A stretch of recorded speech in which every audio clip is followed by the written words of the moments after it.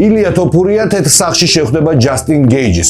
ეს ინფორმაცია ოფიციალურად UFC-მ ჯერ არ დაადასტურა, თუმცა ილია თოფურიამ დაწერა თავის სოციალურ ქსელებში, რომ ის ბრუნდება და ლოგიკურია მივხვდეთ, რომ მოქმედი ჩემპიონი დაეჯახება დროებით ჩემპიონს. გასახარებელი ის არის, რომ ილია თოფურიამ თავისი სასამართლო დავები ყოფილ ცოლთან ყველაფერი მოაგვარა და თან მოაგვარა ისე ხოშიანად გემრიელად თავის სასარგებლოდ, რომ დღესდღეობით ის უკვე კაი ხასიათზეა და ემზადება მომდევნო ტურნირისთვის თავის სახლში. დიახ, თავის სახლში, რომელსაც თითქოს და ის ოდესღაც ყიდდა და არმან სარუკიანს უნდოდა ამ სახლის ყიდვა. რა თქმა უნდა, ეს ინფორმაცია იყო ფეიკი, როგორც ყველა დანარჩენი ინფორმაცია, რომელიც ილია თოფურიას გარშემო ხდება. ეხლა კი მოდით მოусმინოთ ჯასტინ გეიჯის ახალ ვიდეო, სადაც ის ადგენს თავის რეიტინგს, უნარების მიხედვით, რომელი მებრძოლია ყველაზე მაგარი ამ პლანეტაზე და შეიყვანა ორი ქართველი, ერთი ილია თოფურია, მეორე მერაბ დვალიშვილი და ბევრ საინტერესო რაღაცაზე კიდევ ისაუბრებს. მინდა ერთად იდეალური UFC-ის მებრძოლი ავაწყოთ, ჩამოთვლი უნარებს, შენ კი მითხარი ვინ რომელ უნარში არის საუკეთესო. ვის აქვს ყველაზე ძლიერი ყბა? უდაოდ ტონი ფერგუსონი. კრივი? საუკეთესო კრივი. ალბათ ილია თოფურია. კი ბატონო, მაგრად იქნებს ხელებს. კიკბოქსინგი?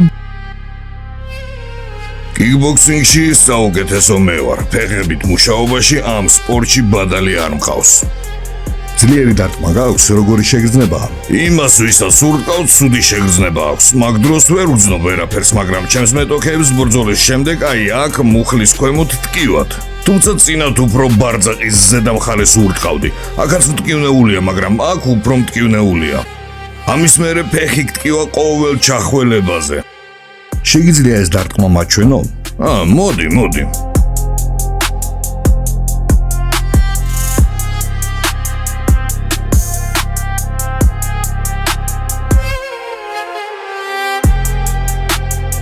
კაი, ვინ არის საუკეთესო მოჭიდავე? საუკეთესო მოჭიდავე ჰაბიბი, იმის მიუხედავად, რომ აქტიური არ არის. საბმიშენი? საბმიშენი საუკეთესო ჩარლზ ოლივერა. კარდიო? უდაოდ მერაბ დვალიშვილი. სისწრაფე? მაიკლ ჯონსონი ის იყო და ეხლაც არის ყველაზე სწრაფი მებრძოლი. რა სიტყვი ძალაზე? ალბათ ფრენსის ნგანუ. ამაში მეც გეთანხმები. შენს ბოლო ბრძოლას ჩაუჯექი, უყურე მეორედ. კი, ერთი-ორჯერ უყურე, შეცდომების შევნიშნე და გაკვეთილის გამოვიტანე. რა თქმა უნდა, ამ ვიდეოებს ჩემი მეტოქეებიც უყურებენ და სწავლობენ. ასე რომ კი, უყურე და ყმაყოფილი ვარ. ბრძოლებს მარცხის მერე აღარ უყურებ და მშვიდად ვიძინებ ხოლმე. გამარჯვების შემთხვევაში 2 დღე არ მძინავს. პედისთან ოქტაგონში რამდენ ხანში მიხვდი, რომ ბრძოლას იგებდი?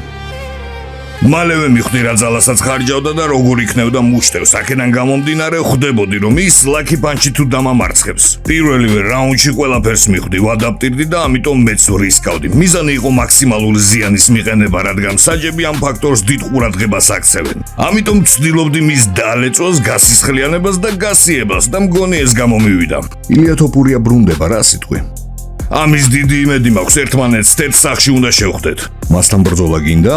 აბა ამ ჯანდაბაქამრისთვის ყვილად ვიჩხუბე?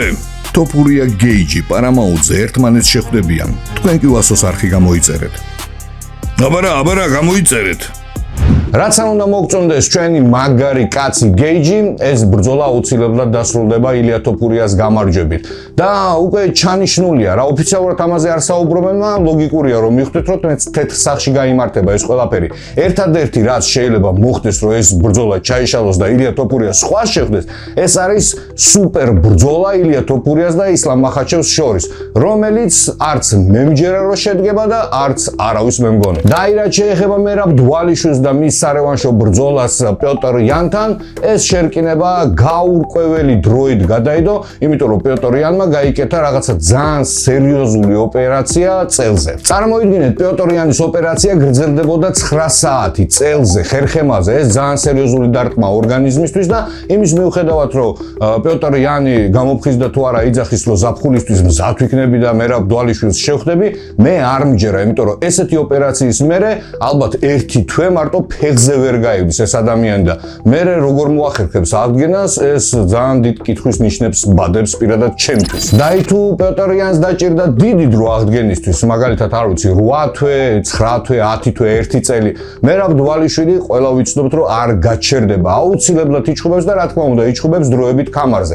საკითხავია ვის უნდა ეჩხუბოს, ომელის უნდა ეჩხუბოს თუ უმარნურმა გამედოს, თუ ამ ორ მებრძოლს ერთმანეთს შეახვედრებენ და მატჩი გამარჯვებულს დააჯახებენ დროებით ტიტულზე მერაბ დვალიშვილთან.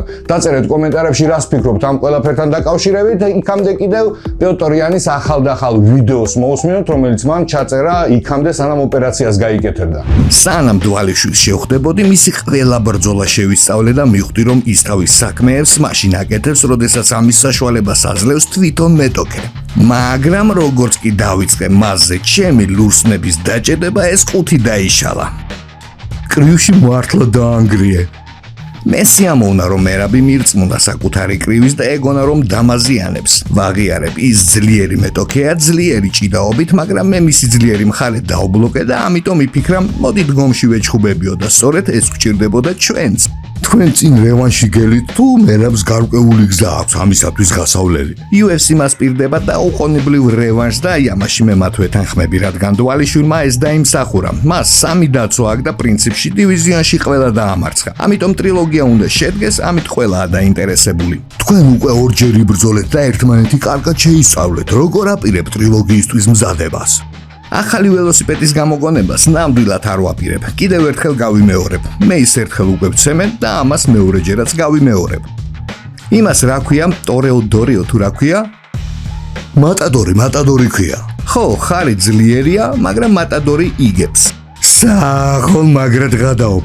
აი რაღაცა ძალიან საეჭო დროს გაიკეთა პეოტრიანმა ოპერაცია. რა თქმა უნდა, ღმერთმა გაუმარჯოს, მალე გამოჯამრთელებას უსურებ იმისათვის, რომ მერაბ დვალიშვილმა მერე დალეწოს, მაგრამ რაღამ მაინც და მაინც ეხლა მოუვიდა ეს ყველაფერი. ძალიან ბევრი ადამიანი იმას ფიქრობს, რომ სპეციალურად გააკეთეს ეს ყველაფერი, იმიტომ რომ ქრონიკული დაავადებები სულ ყველას გვაქვს და სულ ყველას გვაქვს მისახელი და მაინც ეხლა რატომ მიხედა.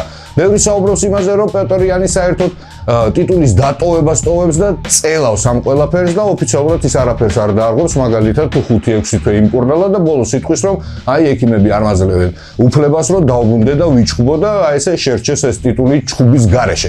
დაწერეთ კომენტარებში რას ფიქრობთ ამ შაუბნელ თეორიებზე. და აი თქვენ კი ვინც ჩემს არხს უყურებთ და მოგწონთ, მხოლოდ მათ მოგმართავთ, შეგიძლიათ ეგრევე დალაიქოთ ხოლმე ეს ვიდეო, დაწეროთ კომენტარი, იმიტომ რომ ეს არხის განვითარებაში ძალიან დიდ როლს თამაშობს. მეც მეტ мотивაციას მაძლევთ, უფრო მეტ ახალ ამბებს მოგაყრით ხოლმე, ხო და გელოდებით კომენტარებში. სულ ყველას მე ამით გემშვიდობებით, მომავალ შეხვედრამდე. Вообще ყველას ჩემი ეშენია, ბრატ, იცოდეთ ყველა მილია გამირბის გეიჯი იჯვავს პიმბლეს ეშენია, იცით რატო? იმიტომ რომ ვერავინ ვერ მიგებს, დაუმარცხებელი ვარ, ბრატ. როგორც შენი მამოსი შეგახსენებ ალექსანდრ ბელკინს, რომ დაგანოკაუტა. რის დაუმარცხებელი ხარ, შემატყუარ. Первый раунд.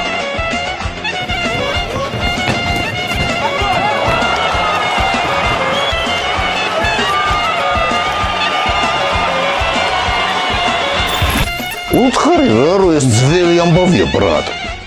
ხო რა ეს ნოკაუტი ვიღას ახსოვს, უნამუსი ხარ რა? აბა გაიხსენე ისლამ მახაჩევი, მაგასთანაც ხო წააგე.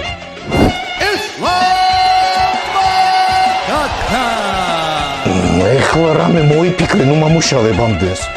მან ბევრი აირანი დავლია, შეբერილობა მქონდა და დაუთმე რა. გამროთთან რო წააგე, ეს აღარ გახსოვს, ბრატ? კაი რა შენ ვიყოფი ხარ, სომეხის ნამუსი ხარ თუ ვაფშე სხვისი. მიდი გააგრძელე არმან. კაი გავაგრძელოთ ხალხო. მოკლედ ერთ დღეს ჯონ ჯონსი და ფრენსკის განვ ერთად ჩავჩექმე და ვცემე. დამშიერზე ვიყავი, ბრატ. ჯონ ჯონსი ისე ვცემე, მაგის მერე საერთოდ დაანება. თუ არ გიჯერავთ ცარუკიანის ზღაპრებს გამოიწერეთ არხი. აქ კიდევ ბევრ დაუჯერებელ ისტორიებს მოისმენთ.